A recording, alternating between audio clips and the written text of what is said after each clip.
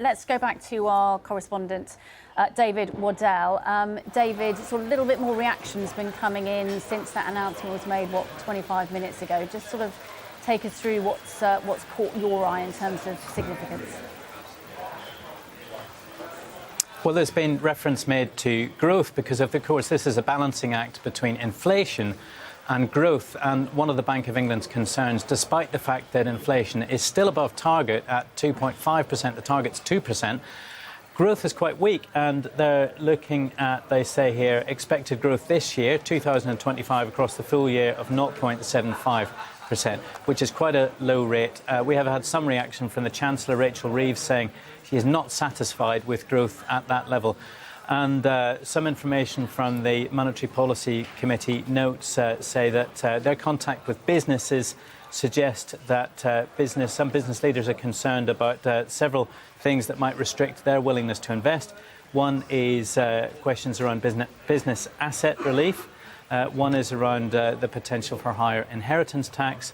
And one is about upcoming higher national insurance contributions.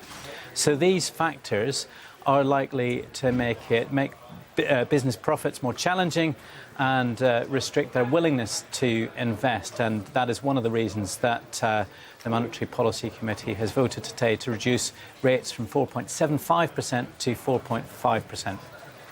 David, just to give our people who are watching and listening to this an idea as to what happens now, obviously you had the announcement at 12 o'clock of the decision. What are we expecting to hear in the press conference at 12:30? Well, we'll hear shortly from the Governor, Andrew Bailey, in that news conference. That's coming up in just a few minutes' time.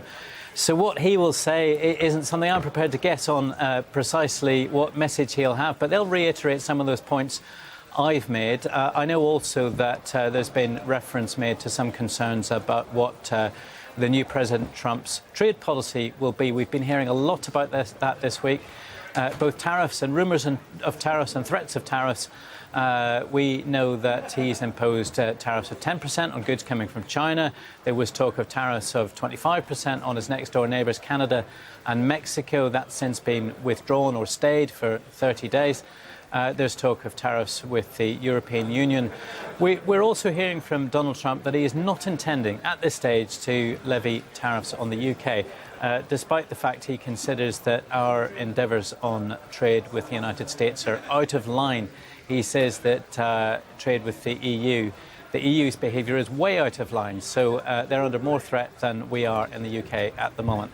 But the challenge for the Monetary Policy Committee is that we are likely to be affected by the broader trade situation globally. And whether or not we face tariffs from the United States, we will be impacted by the consequences for the global economy. If tariffs are levied elsewhere, that will have an impact on global trade and possibly global growth. And that too then will filter down to the impact on the UK. As you're saying there, I mean, it is just such a balancing act, isn't it, from the Bank of England, and we will hear very shortly how they've come to that decision that they've made today. And they weren't all agreed.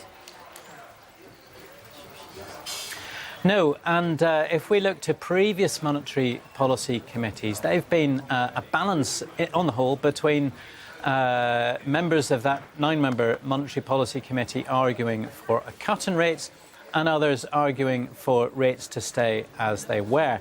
And I know of at least one member of the Monetary Policy Committee who was previously arguing for rates to stay as they were and is now one of 2 members calling for a cut of 0.5%, known as 50 basis points.